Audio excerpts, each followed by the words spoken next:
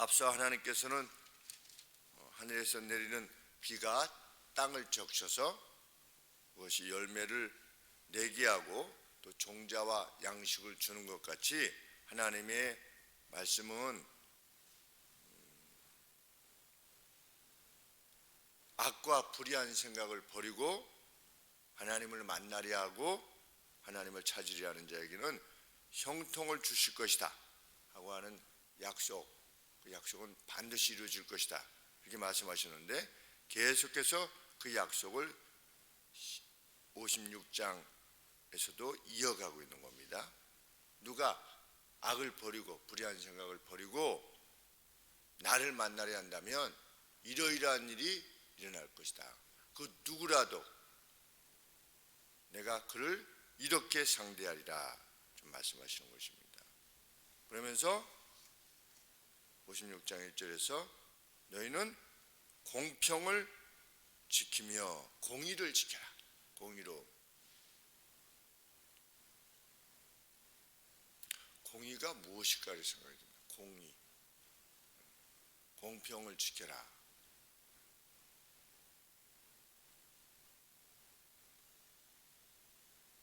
무엇이 공평일까? 공평을 지키는 나라가 잘 됩니다.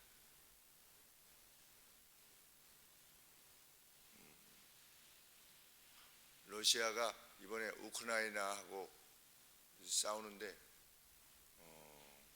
미사일이 날아가는데 100개를 쏘면 한 60개가 오몬데 날아가서 떨어진다고 하지 않습니까? 왜 그러냐면 공평을 지키지 않아서 그렇답니다. 공평을. 왜? 가장 뛰어난 회사가 미사일을 만들어야 되는데, 가장 뛰어난 제품을 사용해야 되는데 뇌물을 주고 우리 것 좀 써줘 그러면 그 쓰는 겁니다. 또 위에서 힘을 가지고 이거 좀 해 그러면 공평한 것이 아닌 무슨 반도체가 들어간다든지 뭐가 잘못 들어가는 겁니다. 그러면 미사일이 날아가서 다른 데 이렇게 떨어지는 거죠. 그러니까 러시아군이 세계 2위라고 그러는데 지금 우크라이나도 감당 못해가지고 지금 저렇게 하고 있는 것이 실상은 무엇 때문에 그러냐? 공평이 이루어지지 않아서 그런 겁니다. 정의가 이루어지지 않는 거죠. 일반적으로 말하면 어떤 경쟁을 행할 때 가장 뛰어난 사람이나 아니면 뛰어난 제품이 선정되도록 하는 것, 그래서 억울함이 없도록 하는 것, 그것이 공평이라 이렇게 할 것입니다.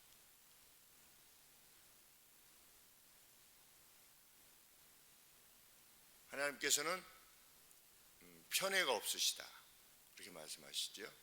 하나님은 누구에 대한 편애가 없으시다. 악을 행한 자에게는 징벌을 하심을, 의로움을 행하는 이에게는 선으로 갚아주시는 그 점에 있어서 하나님은 공평하시다. 우리는 그것을 믿고 행하는 것입니다. 공의를 지켜라. 일반의 삶에 있어서도 공의를 지켜라. 배우자의 삶 가운데 있어서 또 우리가 사회생활을 행함에 있어서 공평을 지켜라. 그리고 의로움을 행하라. 의를 행하라. 의로움이라는 것은 무엇입니까?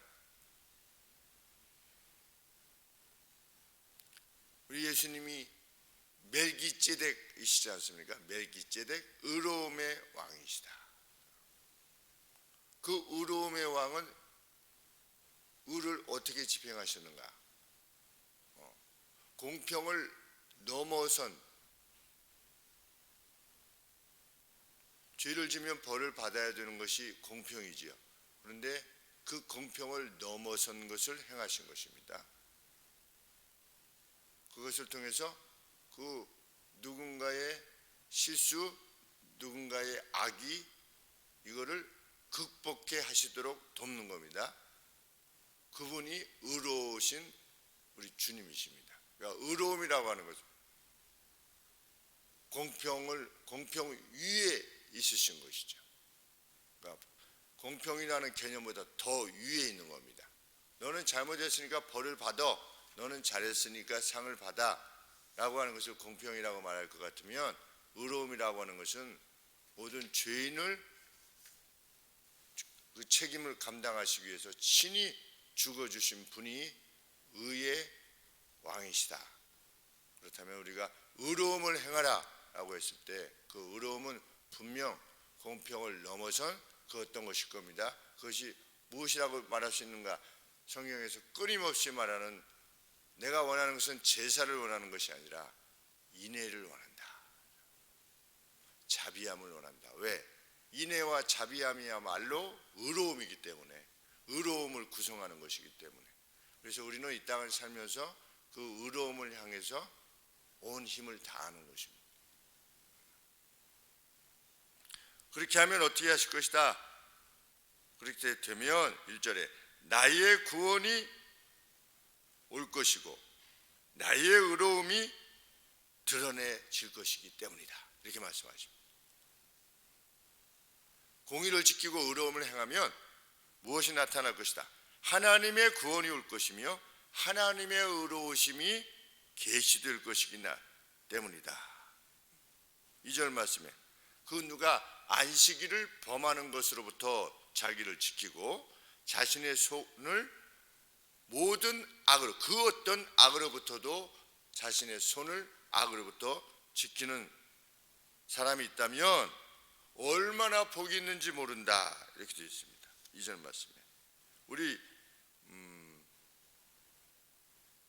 이러이러한 사람은 얼마나 복이 있는지 모른다. 이런 표현이 어디 있습니까? 시편 1편에 복 있는 사람은 그랬는데 How blessed 그랬습니다. 얼마나 복이 있는지 모른다, 이런 사람은. 그리고 예수님께서 산상수훈 때 심령이 가난한 자는 복이 있나니 그랬는데 이러이러한 사람은 얼마나 복이 있는지 알 수 없다. 이렇게 감탄문으로 쓰고 있습니다. 이 2절 말씀도 그것입니다. 안식일을 지켜 더럽히지 아니하며 그 손을 금하여 모든 악으로부터 행하지 아니하는 사람은 얼마나 복이 있는지 모른다. 이렇게 말하고 있는데 2절을 그냥 읽으면 모든 악을 행치 아니하여야 복이 있다, 뭐 이런 식으로 좀 산문처럼 되죠. 사실은 얼마나 이런 사람이 복이 있는지 모르는데, 왜? 그가 보게 될 하나님의 구원, 그러니까 나의 구원이라 이런 표현을 썼습니다. 그냥 도움이 아니라 이거 됐네, 야 이거 참 신기하네, 이 정도가 아니라 이건 신이 도우시는 거다 라고 하는 구원을 경험하게 될 것이라는 겁니다. 의로움과 공평을 행하고 있으면 반드시 그것을 이루어주시겠다, 이 약속입니다. 그런데 이 약속의 실현에 있어서 하나님께서 반드시 그에게 복을 주시겠다고 하는 약속의 실현에 있어서 그 누구도 제외되지 않을 만큼 하나님의 의지는 분명하다는 겁니다. 그래서 대표적으로 누가 언급되고 있습니까? 이방인들과 내시가 언급되고 있는 겁니다. 여기 고자라고 표현되어 있는데 에노크는 내시를 말하는 겁니다. 둘 다 희망이 없습니다. 아브라함의 후손도 아니요, 또 자손도 없게 되는 겁니다. 그런데 그러한 이들조차도 어떻게 될 거다? 나의 구원과 나의 돌봄을 경험하게 할 것이다. 하나님의 약속입니다. 그래서 3절 말씀에 여호와께 조인한 이방인은 하나님 앞에 조인하는 겁니다. 무엇 때문에 조인하는 거냐? 6절 말씀에 보면 나 여호와에게 조인하는데 목적이 뭐냐? 나 여호와의 이름을 사랑하여 나의 종이 되며 안식일을 지켜 더럽히지 아니하며 나의 언약을 굳게 지키기 위하여 나에게 조인하는 이방인은, 이렇게 언급하고 있는 겁니다. 그렇게 여호와께 연합한 이방인은 3절에 이렇게 말하지 말라고 하는 겁니다. 여호와께서 나를 그분의 백성 중에서 반드시 세퍼레이트 시킬 것이다. 나를 분리시킬 것이다. 왜? 나는 이방인이기 때문에 이렇게 말하지 말아라. 나는 그런 하나님이 아니라는 겁니다. 또 3절 하반절에 내시도 나는 마른 나무라 죽은 나무라고 말하지, 죽은 나무와 같다라고 말하지 말라. 왜? 4절 말씀에 여호와께서 이같이 말씀하시기를 나의 안식일을 지키며 나를 기뻐하는 일을 선택하며 나의 언약을 굳게 잡는 내시들에게는 내가 나의 집에서 나의 성 안에서 자녀의 그것보다 더 나은 이름을, 기념물과 이름을 주며 영영한 이름을 주어 끊어지지 않게 할 것이기 때문이다. 넷이 보통 그때 당시에는 특별히 자녀들로 인해서 불림을 받는 그러한 것이 어떤 사람에게 있어서 가장 큰 영예인데, 내 아들이 이러이러해 라고 하는 이름, 내 자녀가 이러이러해 라고 했는데 내시는 없지 않습니까?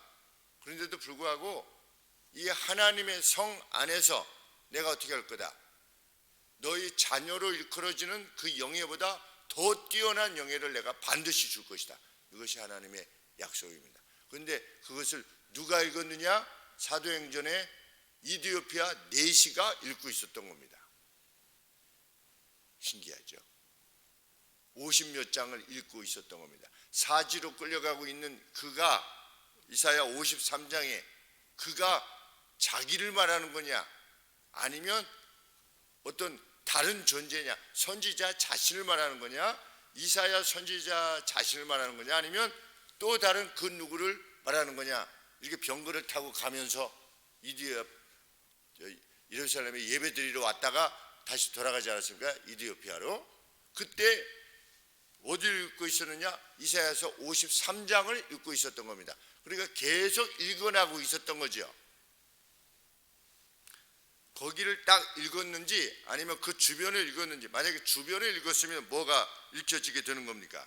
56장 3절을 읽게 되었겠죠. 내시도 나는 마른 나무라 말하지 말라. 얼마나 용기가 되는 말씀이겠습니까? 그래서 빌립이 그 설명해 줬죠. 그래서 내가 세례를 받으면 무슨 거리낌이 있느냐. 그래서 병거에서 내려가지고 어떻게 했습니까? 세례를 받았습니다. 왜? 이 말씀 때문에 세례를 받은 겁니다.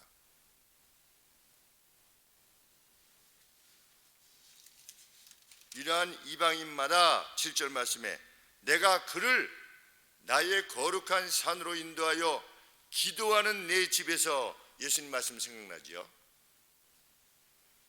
우리 하나님의 전에는 이방인을 위한 뜰이 있었죠. 거기서 이방인들이 기도할 수 있도록 그랬는데, 예수님 당시의 사람들이, 사두개인들이 거기를 동물 파는 대로, 돈 바꿔주는 대로 우리 유대인의 화폐로, 로마 화폐가 아니라 유대인의 화폐로 바꿔서 하나님 앞에 드리도록 하기 위해서 장사를 지내게 한 거죠. 근데 어디서 했느냐? 그 이방인의 뜰이라고 하는 데서 한 겁니다. 그래서 이방인들이 기도할 수가 없었던 겁니다. 예수님이 채찍을 가지시고 막 이렇게 하시면서 뭐라고 말씀하셨습니까? 내 집은, 내 아버지의 집은 만민의 기도하는 집이다, 이렇게 말씀하셨는데, 오늘 이 본문의 말씀을 가지고 하신 것입니다. 내가 그를 나의 성산으로 인도하여 기도하는 내 집에서, 기도의 집이라고 하는 겁니다. 하나님의 집은, 하나님의 성전은 기도의 집이라. 그들을 기쁘게 할 것이며 그들의 번제와 희생은 나의 단에서 기꺼이 받게 되리니, 왜냐하면 내 집은 만민의 기도하는 집이라 앞으로 일컬음이 될 것이기 때문이다, 이렇게 말씀하신 겁니다. 그러니까 이방인들도 마찬가지로 하나님께서 똑같이 사랑하실 것이다. 그의 재물들을 받게 될 것이다. 8절 말씀, 이스라엘의 쫓겨난 자 지금 이제 이스라엘 백성들이 이제 쫓겨날 거 아니겠습니까? 포로가 돼가지고. 근데 내가 어떻게 할 거다? 이게 흩어져 있는 그들을 다시 모을 때에 모으는 중에 주 여호와가 말하노니 내가 이미 모은 본 백성 외에 또 모아 그에게 속하게 하리라 하셨느니라. 그러니까 이방인들도 모으는 겁니다. 예수님이 이렇게 말씀하셨죠. 이 양무리에 있는 이들 말고 이 양무리 밖에 있는 무리를 또 모아서 내게로 오게 할 것이다. 예수님께서 말씀하셨습니다. 이 본문을 또 말씀하신 겁니다. 그러니까 구약을 예수님이 계속 인용하시면서 그것이 이루어질 때 신존재를 인식해라. 내가 이렇게 행하고 있음이 그 구약의 이사야의 예언의 성취 아니냐 이렇게 말씀하신 것입니다. 하나님의 의로움을 추구하는 이들을 향한 하나님의 의지는 너무나 선명한 것입니다. 우리 눈에 보기에 어떠하든지 그것은 관계없는 것입니다. 그 누가 넷이라 할지라도 자녀가 없다 할지라도 그에게 영영한 이름을 줄 것이다. 이디오피아 넷이 우리 천국 가면 만나겠죠. 영영한 이름을 가지고 있지 않습니까? 그 이디오피아 넷이가 하나님 안에서 행했던, 우리가 그 이디오피아 넷시를 생각해 볼 때 야, 참 대단한 하나님 나라의 인물이구나 라고 생각을 하게 되는데, 오늘 누구라도 하나님의 의로움과 공평함을 위하여서 행하고자 한다면 그의 이름을 영원히 빛나게 할 것이다. 그것이 하나님의 약속입니다. 우리가 지금 눈에 보이는 것이 무엇이든 개의치 않고 용기를 가지고 살아갈 수 있는 이유인 줄 압니다. 이 세상에서는 우리가 하나님께서 주신 그 날들 또 지위 그 어떤 것들이 보잘것없어 보이기도 하고 그렇게 하지만 그날에 영원히 빛나는 별들로서 살게 하실 겁니다. 그 약속을 의지하고 참 약탈하는 자와 같이 기회가 올 때마다, 그리고 그 어려움이 대가를 지불하는 것이 크면 클수록 하나님께서 더 큰 것으로 갚아주시겠다 약속하셨습니다. 그 영예로움을 누리며 살 수 있는 그날이 될 때까지 우리가 힘을 다해서 하나님의 의로움과 공평을 추구하는 저희들 되기를 소원합니다. 기도하겠습니다.